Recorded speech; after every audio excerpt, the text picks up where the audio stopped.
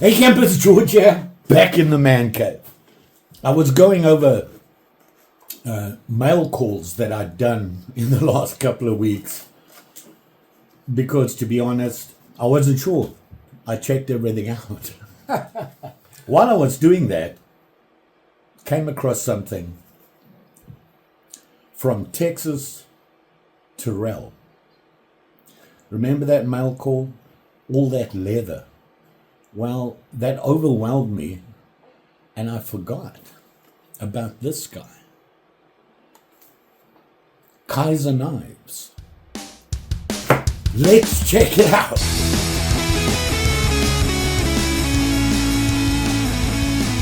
So this is the guy I'm talking about. I had seen Kizer online, on Amazon and places like that. To be honest, out of my price range. I'd looked at a couple of them and they were like, and I'm not really a modern folder guy. I like the traditionals, the trappers, the canoes, the Congress, you name them. I like a multi-blade knife. The only time I like a single blade is for work, as a work EDC. Typically a sod buster or a lockback works for me. So I thought I'd look at this guy.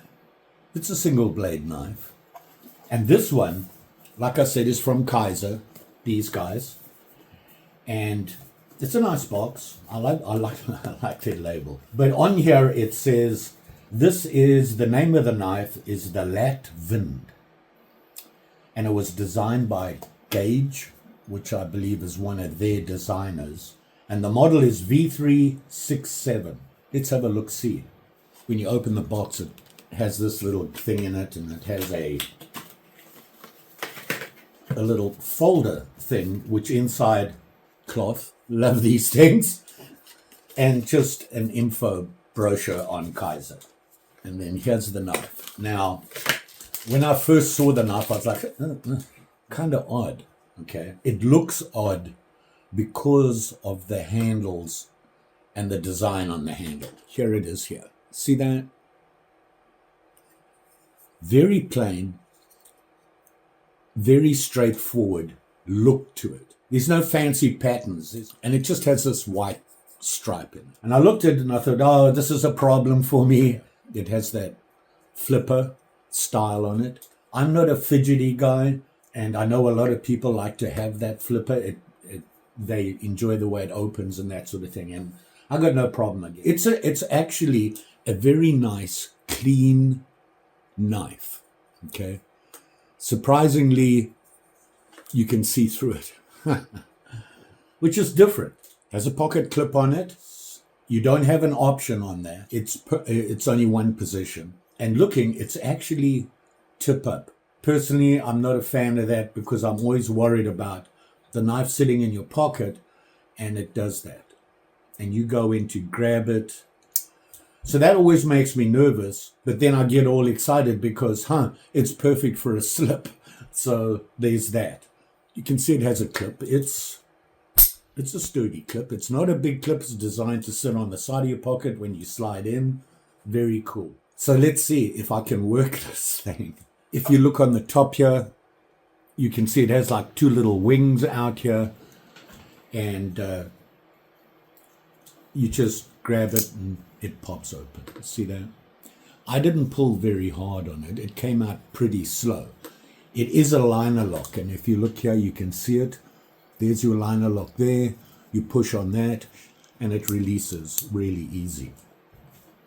It sits in there solid. There's no movement on it. Very nice lock. It closes nice and smoothly on its own. I'm going to see if I can get it out impressively, like that. It's a very easy open. Dropping, you can do it one-handed. I'm not one of those guys that is flippity with a knife. And this has all those characteristics where the newer generation of knife lovers like this idea. Very smooth, clean look. And it is. It's very smooth, very clean. And I have to say, I like the blade. you see so many of the newer knives have that same blade form with the little belly on it. It's a nice blade, but it's so common. It looks like the same people make every single knife. And there are other manufacturers that don't do that. A lot of the US manufacturers tend to have a bit of variance in the blade shapes in that, which is a good thing, I suppose. I like the way it does that. It's handy to be able to do something one-handed. It is very, very smooth and very clean, well made, and it's not heavy at all. It's a pretty solid blade. This would be a good work EDC for me. It's got depth on it there. Something I noticed was, if you look at that blade, the top is not 90 at all, deliberately. It's rounded. You see that? Unusual, very different. I got to tell you that I'm impressed with this knife because it's well made.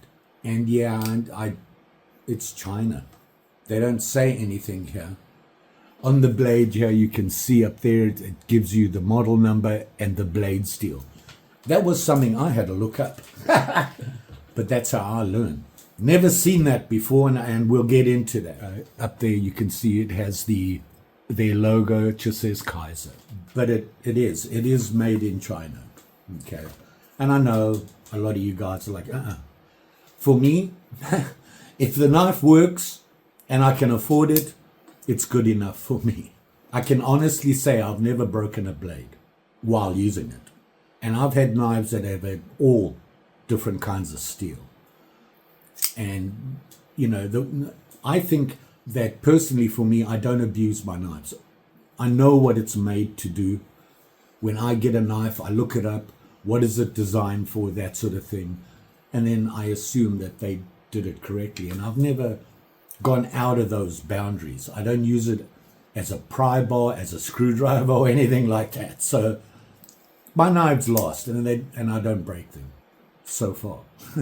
The other thing I noticed is that on the clip here, it says lätt Wind Mini. Now that's interesting, because did it say that on the...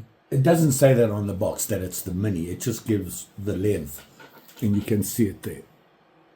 Okay. It feels sharp. We'll give it a test. You know me, I'm a whittler. I got a piece of wood, but let's just see how we do here. That's not bad at all for a factory sharpen. Caught a little bit there, but I do this and then I think, well, is it me or is it the knife? It looks good though on paper. Get it? Anyway, so like I said, single blade. The knife blade style, what would you call this? It's not a spear point because the tip is not centered on the axis of the blade. So I would have to say it's a drop point. It's not obvious, but it is a drop point, I would say. It looks like a full flat grind. Do you see that? It's a nice blade. Very nice. Let's have a look at the dimensions. Closed. I'm looking at 3 3/4 inches. Closed. From that to the butt end. Open, I would say 6 7/8. Tip to butt. Not bad. I like it. It fits for a work blade. It works for me. It does have jimping on the blade there. I kind of like the way they did it. Look at it there. It's kind of rounded off. It's not sharp. The blade from the tip to the choil, 2 3/4. So from there to there, basically the working edge. Look how big this choil is. It's huge. Very little ricasso sticking out. It's very nice. I like this. Like I said, I'm not a big fan of the new styles, but this is straightforward, very nice. I like this. I'm impressed with this knife. The scales, G10. And you can see the G10. And all they said was, they broke up the black by putting in the white. And they did a good job. It's perfectly smooth. You can't even see or feel the gap. You can adjust the tightness of the blade and the bolster on the blade. So if you feel that it drops too quickly, you can tighten it up. You can, by doing that though, look, I'm terrible at this. By doing that, if you tighten it up, you're going to affect how well it opens and drops. And I know that the guys out there, they will adjust it perfectly to what they like, so they can just open it, dip, drop it, put it in one-handed. I see the point. So the handle material, G10, solid material. It works well. It's very popular. Now we get into the fun stuff. This guy, the blade. The blade material, this is interesting, is N690. Yeah, I had to look that up. And surprisingly, it's a good steel, a very good steel. Here's what they say about it. It is stainless steel, and they use the term martinistic, I believe it is, which means that it's really gives you a wide range of how you make the steel. When I say make the steel, hardness, that sort of thing. So the heat treatment, you get a wide range out of. And they say that the N690 steel is better than 440C, which is very common on a lot of the new traditional knives out there made in the same place, China. I've never had a problem with 440, any of them. However, this, they say, is a cut way above 440. The actual steel, N690, comes from Germany. Bollinger, something like that. Hold on, let me look it up. Bowler, this company. Very popular in the newer knives because it's a good all-round steel. Stainless, rust-resistant, however, interesting. They're the first to say that all steel will rust eventually. So, maintaining your blades in that is a good idea. Obviously, a lot more maintenance with carbon versus stainless steel. Carbon will rust quicker. They do say it has a lot of chromium, carbon in it. The combination is perfect, they say. I take their word for it. However, the issue, and people forget about this, is that the base steel, N690, is very good for all sorts of things, comparable to D2, tool steel. They say that the heat treating, you can get 58 to 60 out of it, which is pretty good for an everyday EDC, work EDC, whatever you want to use it for. That's not bad. You may need to sharpen it more than a better steel, but it's not going to be constant. It'll be less than carbon for sure. So it has a higher hardness. So very cool steel. Never really seen it before, didn't know anything about it, looked it up. It was very interesting to read about. And I went up and, when I looked it up, here's some of the things that it's used for, the steel, not just knives. Hunting and outdoor knives. Rotary knives for the meat procession industry. Cutting surgical tools.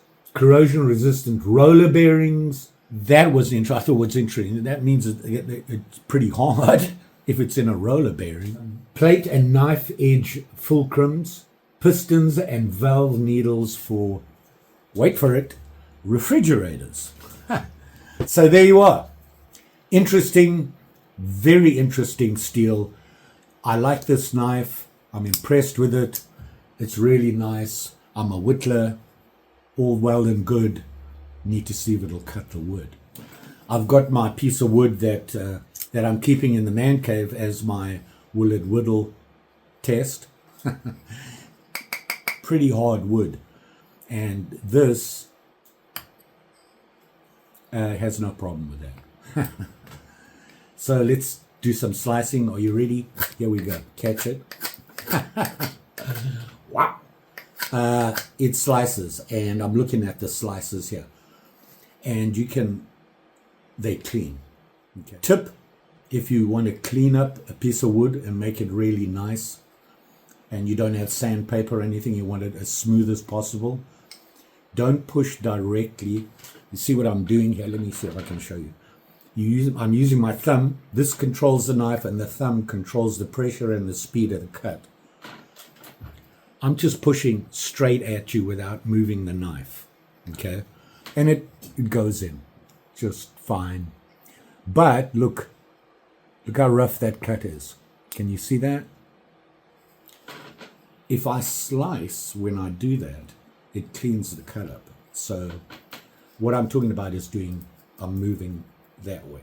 Look where my knife is now. I started here and went there. And if you look at the cut, it's way cleaner and smoother. So when you are doing that and you're making a long thin slice, cleaning up your edges, you see my arm is curving while I'm pushing the blade. So you slice. Tip of the day. So it works for me. This would be a good knife. It's actually a good size and everything. It does lock, kind of important. When you're whittling, I think you have to have something that'll lock. I know traditional knives today don't. They're all slip joints. I'm comfortable with a slip joint when I'm whittling. I don't do anything silly with it. And they're typically smaller than this. But certainly I could whittle with this. And it's got a very nice point on it. Now that I've cut the wood, see the paper test now. In fact, I would have to say, oops, after saying that, oops, and that's me, not the knife, that the cut is actually cleaner. I think the wood cleaned up the edge a little bit more. Let's strop it and see if we get a cleaner cut. And you know, you just need a couple of strops, just really quickly, and let's see if that helps. See how cleaner the cut sounds. Okay.